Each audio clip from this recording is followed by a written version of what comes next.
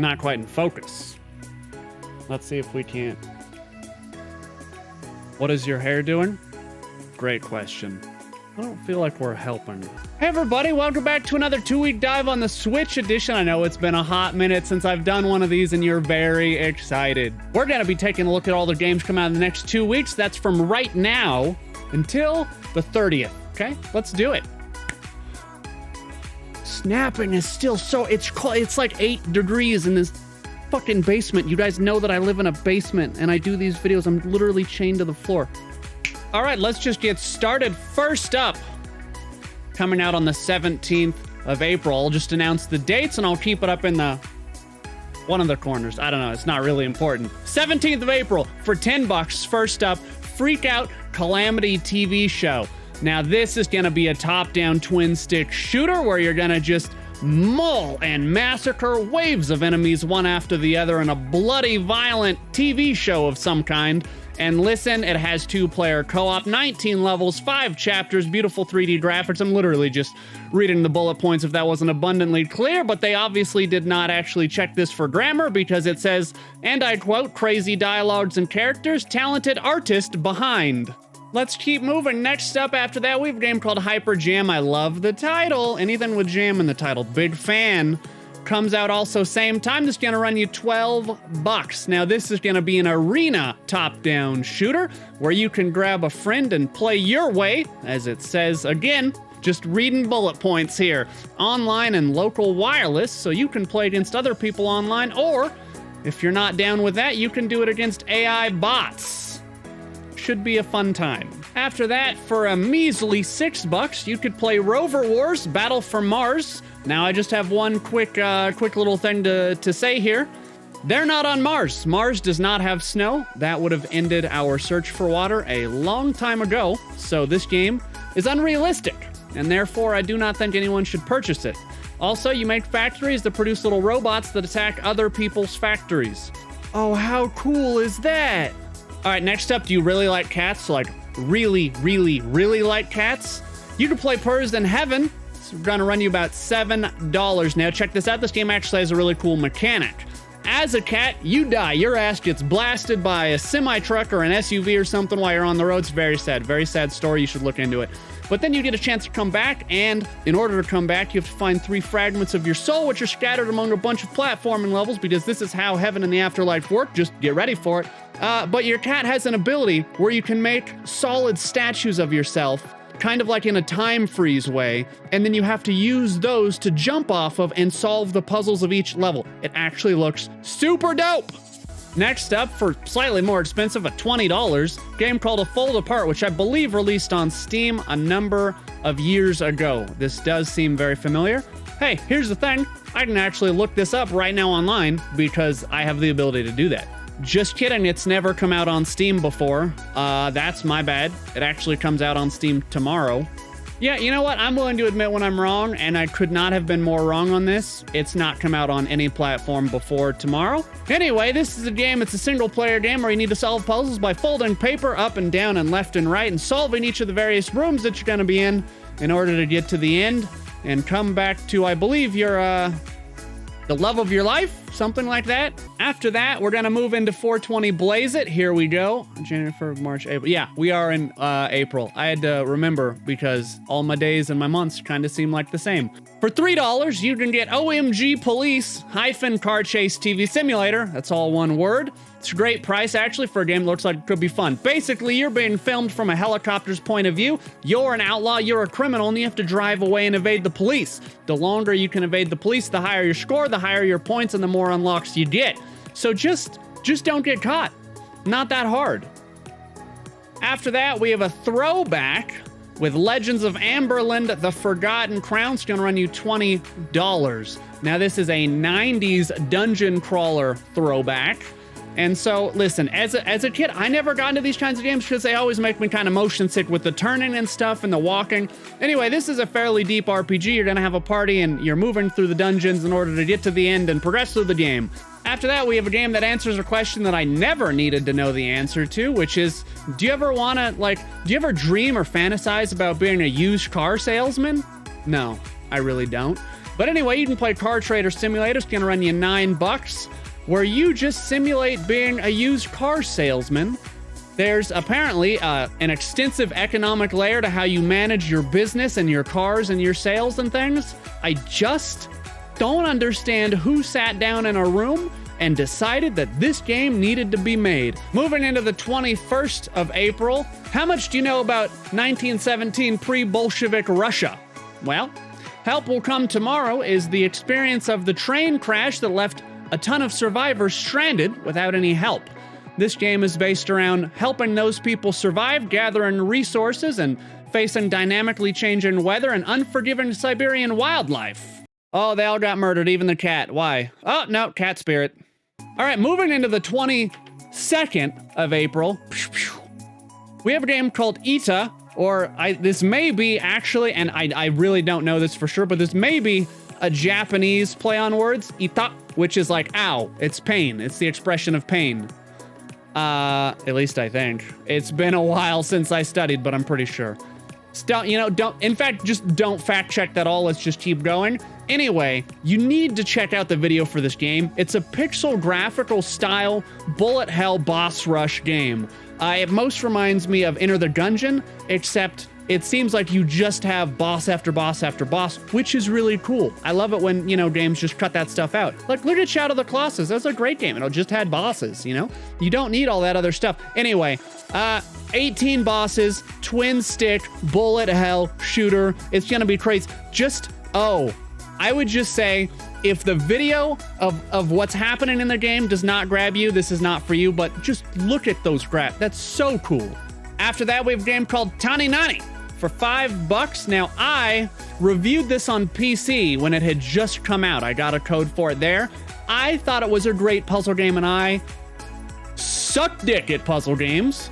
So, if you're even remotely good at puzzle games, you should pick this up. Basically, you arrange the arena in such a way to allow both characters to meet or grab crystals or do other objectives. Like, releasing it on the Switch is the way to go. They should have done that first, honestly. Pick it up, $5.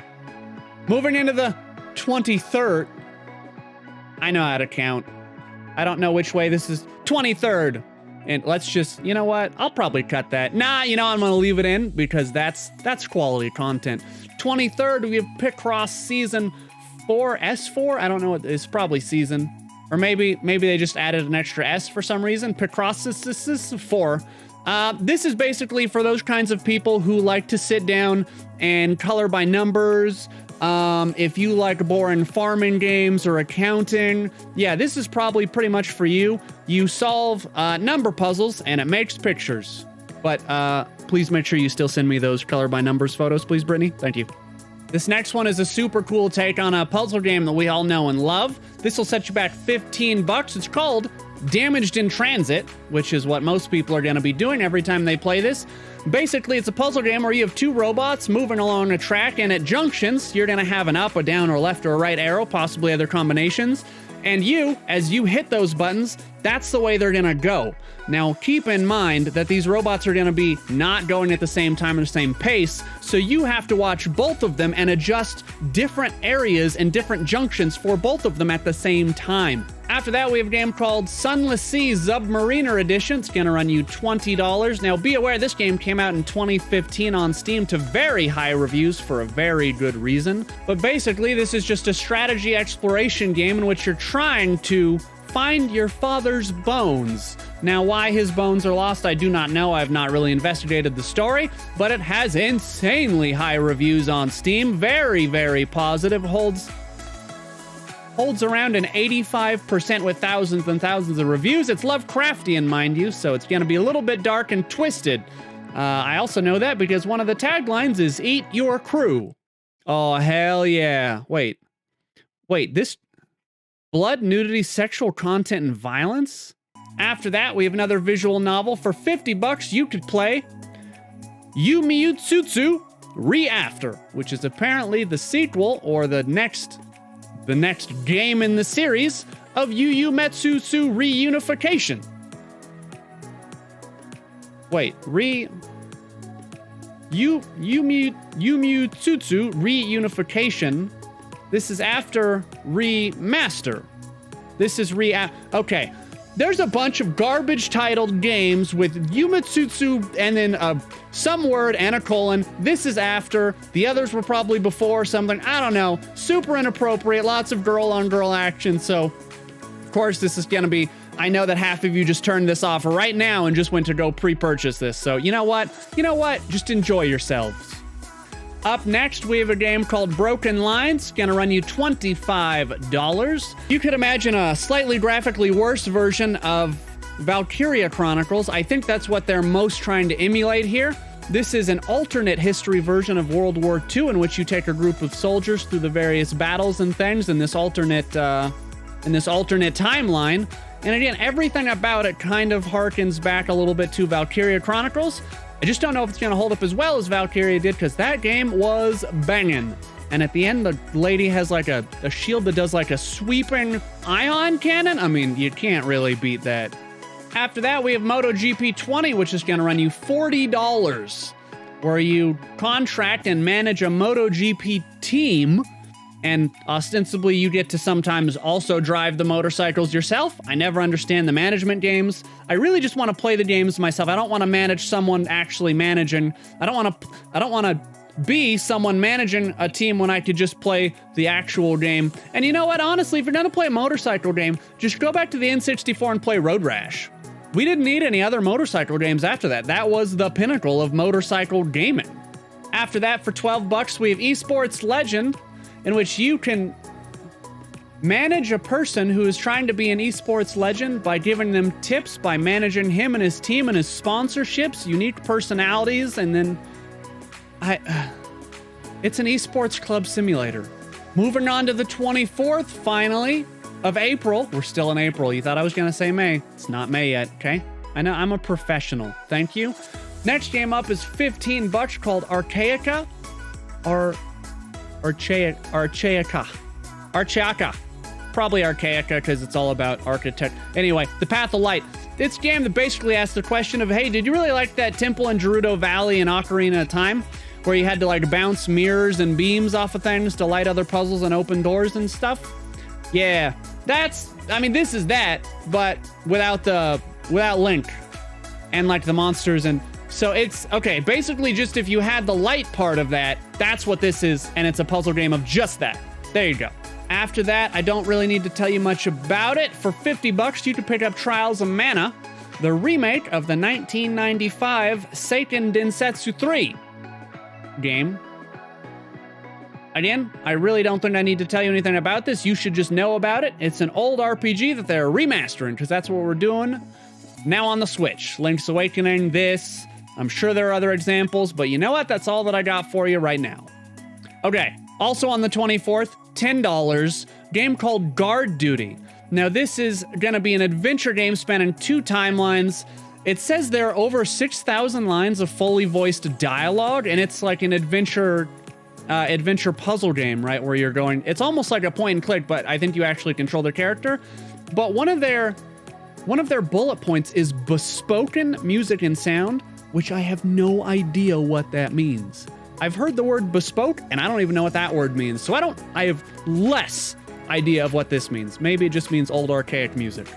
And I swear to God, if one of you guys in chat's like, how do you not know what the word bespoken means? Obvious. I swear to God, I will ban you. Moving on to the 28th of April. I know we're almost done. I'm so sorry. I know you want this to last. I do too, but I just don't think I'm ready for that kind of a commitment. Anyway, this game is called Moving Out. You like how I had that rehearsed? I've done it before. This game's gonna run you $25, called Moving Out. It's brought to you by Team 17, the same people who did Overcooked and those styles of games. So you know this is just like Mario Party, and that's gonna end some friendships. You have to work cooperatively with up to 3 other players to move out. Seems real easy, never ever is. Moving into the 29th of April, we have Active Neurons for $4. Now, I have watched the video of this game 2 to 3 times, and I cannot for the life of me explain to you what the goal of each of these levels are. Here's what I do know. You play a white square. Moving around a grid, you can only move in one direction at a time until you come to another object, which causes your movement or momentum to stop. Okay, so what I can tell you is it does involve a lot of squares, which are also shapes. So this is a geometry puzzler, new genre coined here. You heard it first. Did I already say the 29th? I'm fairly certain I did, but just in case I didn't, here's a reminder we're on the 29th in case we were already on it. And if we're not, then now we're on the 29th. After that's Dreadnautic. It's gonna run you $20. Now this is a turn-based strategy RPD. RPD is that Raccoon City Police Department, which is a Silent Hill. Wait, Silent Hill? No, Resident Evil. There we go. Nailed it. First try, I'm a professional. This is a tactical turn-based RPG in which you're on a ship. It takes a cartoony atmosphere and a more lightheartedness to murdering your shipmates. Okay, Nintendo, this is... I mean, if this is true, you're really not sneaky, not fooling anyone. Looking at the releases page, right between 4/29 and 4/30 is Streets of Rage 4 that just says 2020, like they're all mysterious, so we don't know what day it's coming out. It's obviously either the 29th or the 30th. You wouldn't put it between two other games of that date. Listen, you're not fooling anyone, Nintendo. Get over yourself. It's going to be $24.99. Now, this is a sequel to the old classic series, Streets of Rage, if that wasn't abundantly obviously clear. This time with hand-drawn comic book style added to the visuals. All your favorite characters are back. Guy that punches. Girl that punches. Probably co-op partner wearing like a slightly different colored shirt also punches. The whole gang is teamed up for this. Moving into the 30th, because before we were right between the 29th and the 30th, game called Bubble, cost $10. Synopsis: do you know what Puzzle Bobble is? Good, go look at that. All right, so after that, we have a game called Level Head, which is gonna run you, I was about to jump the gun. It's gonna run you $20, also out on the 30th. Now this is just an obvious direct competitor to Super Mario Maker.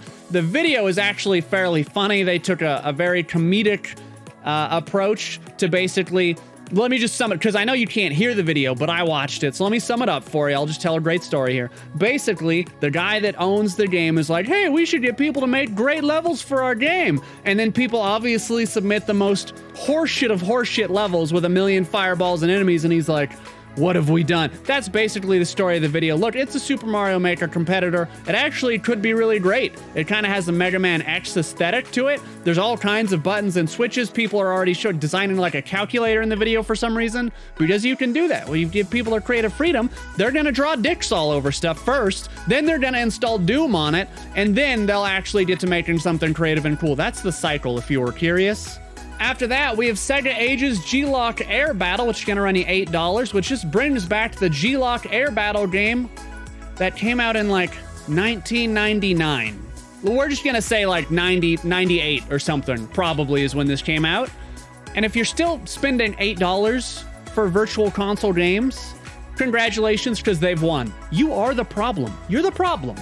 All right, and the last game of the video is called Gun Crazy. It's gonna run you $5. Now, I will warn you that this game has come out on Steam quite a while ago to very, very mixed reviews. Hey, guess what? I just realized this game does not come out on the 30th. It comes out on the 1st, but guess what? Bonus game! I'm just gonna say it's a bonus game, so it feels like I did this on purpose. There's very mixed reviews on Steam. They're saying that one of the big problems is that every time you fire your gun or anything happens, your screen violently shakes. It's just, you know, they make some really questionable decisions, and people say it really lacks design and focus.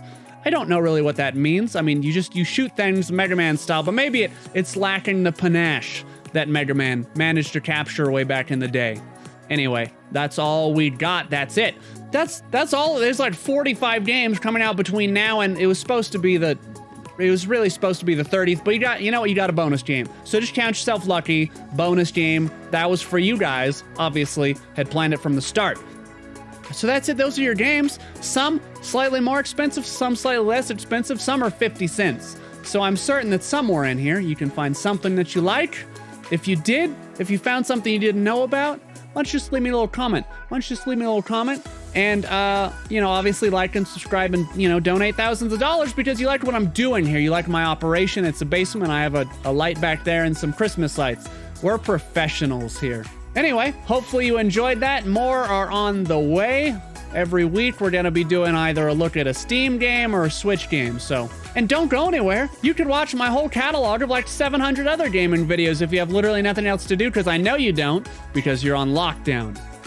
So what better time is it than to just go, you know, watch literally everything I've ever made. Burn bright, everybody.